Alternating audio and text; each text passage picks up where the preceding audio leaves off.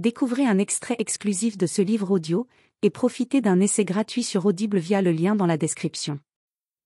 Je suis née pendant la guerre, troisième d'une fratrie de 3 filles de 11 et 15 ans mes aînées. Mes parents, des juifs polonais cachés en zone libre dans le midi de la France, avaient appris par la rumeur que les femmes enceintes ou avec des enfants de moins de 1 an ne seraient pas déportées dans les camps. Mon père, qui avait perdu sa mère alors qu'il n'avait que 3 ans, était soucieux de préserver sa femme et ses filles. Ma mère, qui venait de perdre sa mère, à qui elle vouait un amour inconditionnel, était en plein deuil. Je suis donc née pour sauver ma mère et mes sœurs, pour être le rayon de soleil qui redonne vie à la folie humaine. Si j'ajoute que ma grand-mère maternelle était sage-femme, voilà mon destin de gynécologue qui s'impose puisque je prolonge cette femme que je n'ai pas connue et dont je porte le prénom. Moi qui aimais les sciences de la nature, les langues et les voyages, je me retrouve à la faculté de médecine sans rien y comprendre. Les études médicales me sont pénibles. Les programmes sont trop chargés.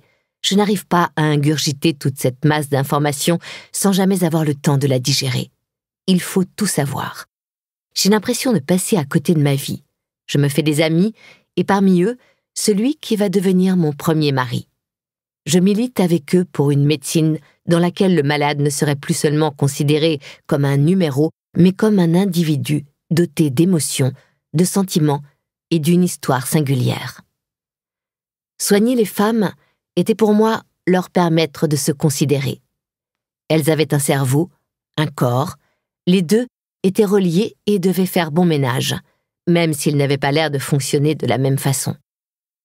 Les femmes de ma génération avaient vu leurs parents souffrir de leurs enfermements respectifs, chacun cloîtré dans son monde, incapable de parler ni de comprendre l'autre. Elles allaient avoir une vie plus libre, pouvoir se sentir l'alter ego des hommes et devenir leurs compagnes de route. Je ne m'attendais pas à tout le travail personnel que cela impliquait. Après 12 ans d'exercice de la gynécologie, pendant lesquels j'ai divorcé, fait une première tranche de psychanalyse et rencontré le père de mes enfants, ce sont la médecine chinoise et l'apprentissage de l'acupuncture qui m'ont ouverte à la notion d'énergie et fait découvrir la sexologie chinoise. Les Chinois de la Chine ancienne ont non seulement décrit les trajets de l'énergie sexuelle, mais encore expliqué en quoi l'activité sexuelle est nécessaire à l'entretien de la vie, à la santé de l'esprit et à la prévention des maladies. La femme gynécologue, qui cherchait comment lier le corps et l'esprit, était comblée.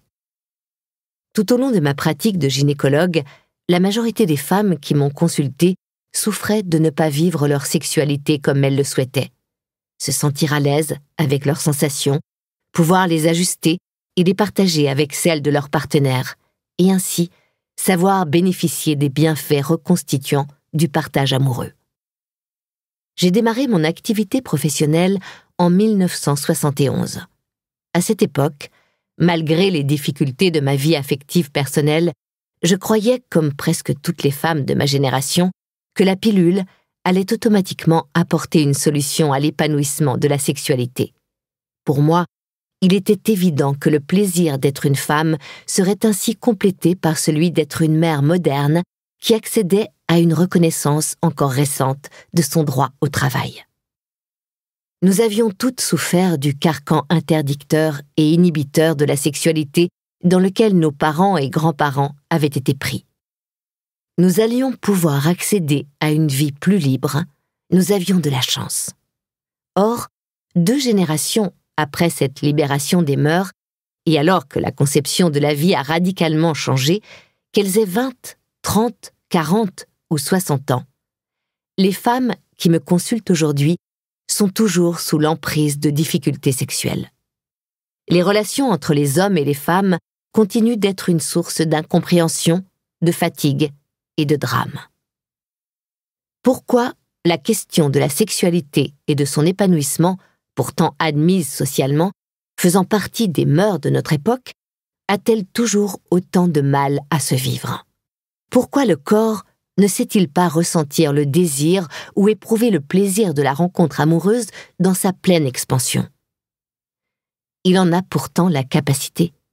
Il n'y a plus d'interdits moraux et fondamentalement, il ne demande que ça. En fait, l'envie et l'autorisation ne suffisent pas à avoir de l'aisance. L'intime ne découle pas automatiquement du social. L'amour charnel, comme toutes les fonctions et valeurs humaines qui impliquent le corps, sans lui appartenir pour autant, est le résultat d'une transmission précoce dans la petite enfance qui nous modèle et inscrit dans nos cellules des informations sous forme d'empreintes.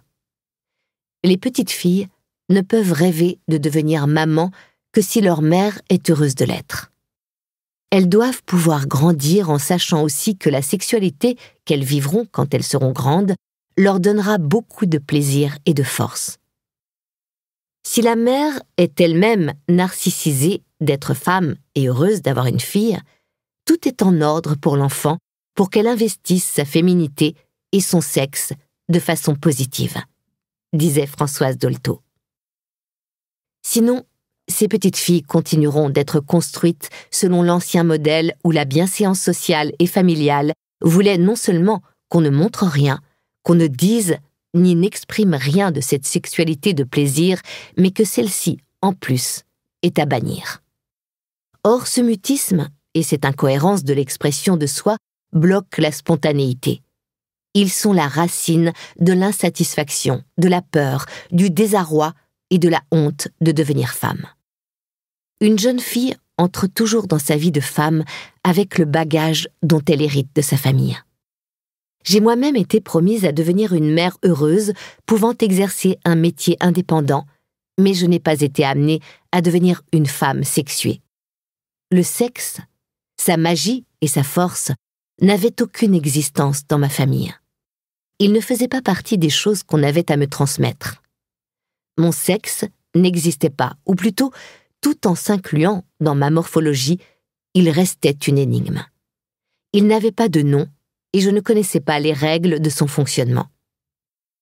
En effet, pour une femme, faire l'amour, c'est non seulement se donner et s'abandonner à l'homme aimé, mais c'est aussi savoir l'accueillir et le recevoir en elle, et ce, dans sa tête et son cœur, mais aussi dans son sexe. C'est un véritable voyage qui conduit, pour ceux que cela intéresse, à la découverte d'un agrandissement de soi-même et de l'autre. Pour Adrien, héros de Marguerite Yourcenar, cette aventure va de l'amour d'un corps à l'amour d'une personne. Pour d'autres, ce sera de l'amour d'une personne à l'amour d'un corps. La sexualité est le privilège de l'âge adulte qui se découvre à partir de l'adolescence, qui évolue au fur et à mesure du déroulement de la vie et qui a besoin de s'ajuster à chaque changement de cycle. Qui dit voyage, dit départ et séparation du connu pour s'ouvrir à l'inconnu. Dans la sexualité, le décor change au profit de nouveaux paysages et d'autres ambiances aux couleurs, senteurs, musiques et langues différentes. Il s'agit de prendre le temps d'apprécier et d'intégrer toutes ces splendeurs pour devenir plus fort, plus riche et de plus en plus soi-même. Le plaisir de ce voyage est alors d'autant plus bénéfique qu'il est intégré à la vie. Mais le plaisir ne saura naître et s'apprécier que si l'on en connaît les enjeux et les codes. Sans cela, on risque de passer à côté de l'émerveillement, de ne pas savoir se repérer ou d'être transi de peur devant cette nouveauté. On risque aussi, et c'est souvent le cas, de ne jamais entreprendre le voyage. Dire oui à l'intégration qu'est la sexualité dans toute vie, c'est dire oui à ce voyage et à ses découvertes.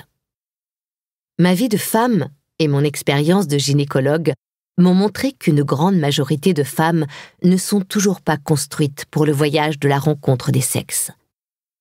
Elles sont toujours prises dans des filets de fausses croyances et d'ignorance. Jusqu'à ma génération, celle de l'après-guerre, ce voyage était mal vu, déconseillé, voire interdit. Depuis l'avènement de la contraception dans les années 1965, il n'est plus interdit. Il est désormais socialement admis que les femmes peuvent, au même titre que les hommes, vivre leur sexualité. Livre audio complet gratuit disponible en description de cette vidéo.